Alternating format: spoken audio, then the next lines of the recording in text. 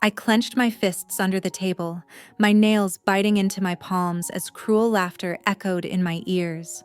The long, polished mahogany dining table stretched between us, a battlefield I never chose, but one I had been forced to fight on for as long as I could remember. My father sat at the head, his smirk dripping with disdain as he surveyed me like I was nothing more than an unfortunate burden. Beside him, my mother's face remained passive, her expression as unreadable as ever, but her silence was enough. She had always nodded along with his every word, never once standing up for me. "You're a disgrace to this family," my father sneered, his voice cutting through the low murmur of the other guests. "A complete failure." The words hit me like a physical blow, but I had learned long ago to keep my expression unreadable, to mask the hurt beneath a carefully crafted facade. I wouldn't give him the satisfaction of seeing me break. Not here. Not now. Across the table, my brother Mason leaned back in his chair, his smug grin like that of a king being praised in his own court. He had always been the golden boy, the one who could do no wrong in my father's eyes. The successful son, the heir. And me? I was nothing. An afterthought. A disappointment. Whispers rippled through the room, hushed voices carrying judgment and pity as they passed among the guests. Business partners, extended family, so-called friends, all of them witnesses to yet another public humiliation at my expense. Some shifted uncomfortably in their seats, pretending not to listen. Others, like my aunt and uncle, watched with thinly veiled amusement, enjoying the spectacle. I had been here before, ridiculed, mocked, dismissed, but this time felt different. This time, it felt final. Then, just as my father's smirk deepened, my grandfather, the true patriarch of the family, slowly rose to his feet. The air shifted, tension thickening as silence fell like a heavy curtain over the room. My father turned to him, annoyance flickering in his eyes. "Dad, sit down," he said, waving a hand dismissively. "You don't need to defend her. She made her choices. She could have had a comfortable life, like Mason. But instead, she chose... what? Some meaningless job? A pathetic little apartment? Scraping by when she could have had everything handed to her?" My mother exhaled sharply, shaking her head as though I was the biggest disappointment she had ever known. But Grandpa didn't sit. His old yet steady hands rested on the table, his expression unreadable. And when he finally spoke, his voice was calm, but firm. "It's time you all knew the truth." My breath caught in my throat. What truth? My father rolled his eyes. "What truth, Dad? That she's a disgrace? We all know that already." Grandpa's eyes darkened, his sharp gaze cutting through the room like a blade. "You're a fool, Nathan," he said, his voice unwavering, "and you've been blind for too long." The room tensed. My father's arrogance faltered just a little. My mother's perfectly composed mask cracked at the edges. Even Mason's confidence wavered, his grip tightening around the stem of his wineglass. Grandpa looked around the table, his gaze sweeping over every person in the room, making sure they were all paying attention. Then, finally, his eyes settled on me. "You," he said, "are the only one in this family who has earned my respect." A stunned silence followed. I stiffened, my heartbeat thundering in my ears. A murmur spread through the guests. My brother's smug grin disappeared. My father's brow furrowed. My mother's lips parted in surprise. Grandpa continued, his voice unwavering. "Nathan, you think you're so great. You think Mason is your pride and joy. Let me ask you something. What has Mason ever built with his own hands? What has he sacrificed for? What has he achieved on his own?" Mason's face darkened. "Grandpa, what the hell? Be quiet." Grandpa's voice boomed through the room, silencing him instantly. I saw the anger simmering in Mason's eyes, but he obeyed. Grandpa exhaled slowly, looking at my father. I've been watching for years. I watched you shower Mason with praise while tearing her down. I watched you celebrate his every achievement, no matter how small, while belittling everything she has done. And yet, he turned to me again, his eyes steady. She never stopped. She never gave up. She carved a path for herself. Without your money, without your approval, without your name. A lump formed in my throat, a rush of emotions threatening to spill over. You all sit here looking down on her, Grandpa said, his voice sharp. But do any of you even know what she's accomplished? Have any of you even bothered to ask? Silence. No one spoke. Grandpa turned to me, his gaze softer now. Tell them, he urged. Tell them what you've done. I hesitated, my hands trembling slightly. Grandpa, you've spent years hiding your achievements because of them, he said. Because they made you feel unworthy, but not tonight. I took a shaky breath, glancing around the table. My father's expression was unreadable. My mother's face had softened slightly, though skepticism still lingered. Mason looked ready to explode. Finally, I spoke. I built my own company, I said, my voice stronger than I expected. From the ground up, with no handouts, no family name, no connections. A ripple of shock spread through the guests. My father scoffed. You expect us to believe that? Grandpa cut in, his voice unwavering. Believe it, Nathan, because I invested in her company, and guess what? It's now more successful than yours. Gasps filled the room. My father's face turned pale. My mother's hands trembled lightly as she reached for her glass of water. Mason's jaw clenched so hard I thought his teeth might break. I straightened my spine, confidence blooming inside me. You never cared enough to ask. Never cared enough to see me for who I am. You were too busy propping Mason up to realize that the daughter you wrote off is the one who actually built something real. My father turned to Grandpa, desperation creeping into his voice. Dad, you're joking, right? This is some kind of sick joke? Grandpa didn't even blink. Oh, but it's not. And here's the best part, Nathan.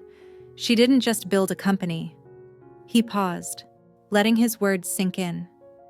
She built an empire. Silence crashed over the room like a tidal wave. My father slumped back in his chair, his hands shaking. My mother looked like she might faint. Mason's confidence shattered before my eyes. And me? For the first time in my life, I felt seen. The daughter they called a disgrace was now the one holding all the power. And I wasn't done yet. The boardroom remained eerily silent as the weight of my words settled over the assembled members like a dense fog. My father's face, once filled with smug certainty, had lost all traces of confidence, his hands gripping the armrests of his chair as though holding on to the last shreds of control he no longer possessed. Mason, on the other hand, was practically vibrating with suppressed rage, his fists clenched so tightly his knuckles had turned white. I could see it, the way his mind was scrambling for some last-ditch attempt to salvage the remnants of his so-called empire, the one that had been gifted to him on a silver platter, only for me to snatch it away when he least expected it. The irony was almost poetic. For years, they had dismissed me, laughed at me, treated me like an afterthought. And now I was the one with all the power, the one making the decisions that would shape the future of the company they had once considered their birthright. I could almost taste their desperation, the bitter realization that they had been outplayed, outmaneuvered, and ultimately outmatched. And the best part? They never even saw it coming. I leaned forward slightly, my gaze unwavering as I met my father's eyes, watching the flicker of disbelief still lingering beneath the surface. You underestimated me, I said, my voice steady, calm, lethal. You assumed I would always be the failure, the one who would never amount to anything. But while you were too busy feeding Mason's ego and basking in the illusion of your own invincibility, I was building something real, something that didn't rely on nepotism, favoritism, or a family name to succeed. I let my words sink in, watching as his expression hardened, the realization cutting deeper than any insult ever could. This wasn't just about business. This was about years of dismissal. Years of being treated like an outsider in my own family. Years of struggling to prove my worth to people who never bothered to see me for who I really was. And now, they had no choice but to see me. They had no choice but to acknowledge that the daughter they had ridiculed, belittled, and cast aside was now the one standing at the head of the table, calling the shots. The tension in the room was palpable, thick enough to suffocate. The board members, many of whom had spent years under my father's rule, sat rigid in their seats, their eyes darting between me and the man who had once commanded absolute authority. Some of them still looked doubtful, hesitant, but none of them dared to challenge me outright. They knew the truth. They had seen the numbers, the reports, the undeniable evidence that under my leadership, this company would flourish in ways it never had before. My independent business had already surpassed expectations, outperformed projections, and now, with this acquisition, I held the reins to an empire that was only just beginning to take shape. My father might have built this company from the ground up, but I would be the one to elevate it beyond anything he had ever imagined. Mason, however, was far from willing to accept defeat.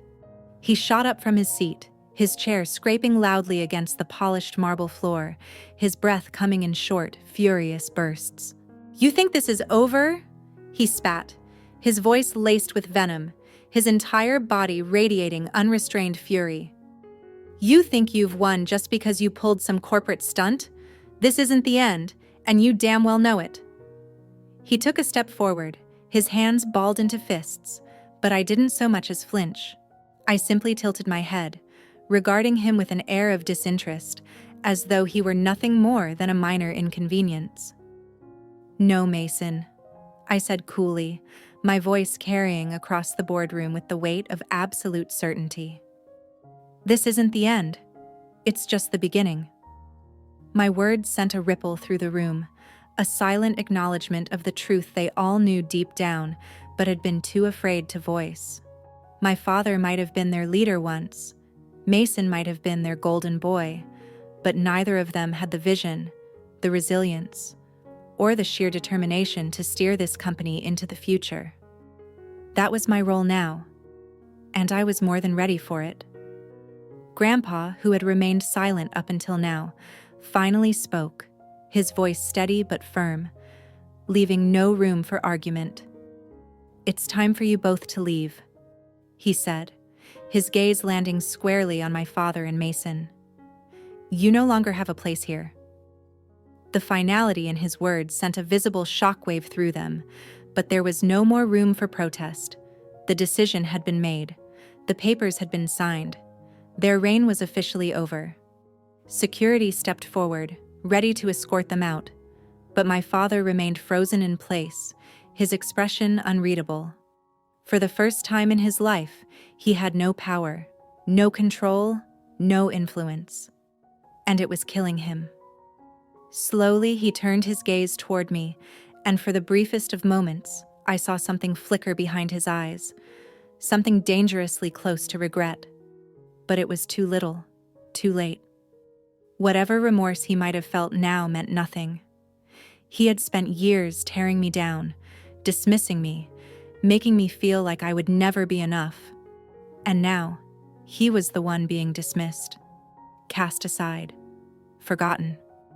The irony was almost laughable. Mason, on the other hand, was still seething, his entire body coiled with barely restrained rage as security moved toward him. "This isn't over," he hissed, his voice low, dangerous. "You have no idea what you've just started." I merely arched a brow, a slow, knowing smile playing at the corners of my lips. "Oh, Mason," I said, my tone almost pitying. I know exactly what I've started. The real question is, do you? With that, security stepped in, ushering them toward the door, their once unshakable confidence now reduced to nothing more than fractured pride and unfulfilled arrogance. As they disappeared down the hallway, the weight of their downfall settled over me like a long overdue victory, the culmination of years of silent struggle and relentless ambition finally paying off in the most satisfying way imaginable. I had won, and they had lost, and there was absolutely nothing they could do about it. As the board members slowly began to file out, murmuring amongst themselves, Grandpa remained seated, his gaze fixed on me with something that almost resembled pride. "You did well," he said after a long pause, his voice quieter now, but no less firm. "Better than I ever could have expected." The admission sent a strange warmth through my chest, but I didn't let it show. Instead, I simply nodded, my expression unreadable. "This is just the beginning," I said, my voice steady, unwavering. "There's still a lot of work to be done." He studied me for a moment before nodding in agreement. "Then I suppose we should get started." And just like that, the next chapter of my life had officially begun. The empire I had built in the shadows was finally stepping into the light, and for the first time in my life, I wasn't just fighting to be seen, I was demanding to be recognized. No longer the overlooked daughter, no longer the underestimated outsider. I was the one in control now, and I had no intentions of ever giving that up. The air outside the towering glass building was thick with tension as I stepped out onto the marble steps, the weight of my victory settling over me like a perfectly tailored coat. The city skyline stretched before me, glittering in the dying embers of the evening sun, casting long shadows over the streets below. I had done it. I had taken what was rightfully mine, carved my place in a world that had once tried to shut me out, and emerged on the other side unscathed. No, not just unscathed. Stronger, sharper, untouchable. My father and Mason had been escorted out in disgrace, their empire reduced to ashes beneath the weight of their own arrogance, and I had stood there, unflinching, watching as everything they had taken for granted slipped through their fingers like sand in a storm. They thought they were invincible. They thought their power was absolute. But power, real power, didn't come from legacy or birthright. It came from strategy, from resilience, from the ability to adapt, to evolve, to strike when the moment was right. And that was exactly what I had done. As I descended the steps, the echoes of my heels clicking against the stone, I could still hear Mason's last words ringing in my ears, that bitter, hollow threat he had hurled at me like a dying man grasping for something, anything, to hold on to. "This isn't over." The sheer desperation in his voice had been almost amusing, as if he could still do anything to change the course of what had already been set in motion, as if he still had any power left to wield. But that was the thing about men like Mason, men who had been handed everything, who had never once had to fight for their place in the world. They never knew when to let go. They never knew how to accept defeat. And that would be his downfall. That would be his undoing. The city was alive around me, the streets humming with the electric pulse of ambition, of hunger, of people chasing something just out of reach. And I knew in that moment that this was just the beginning.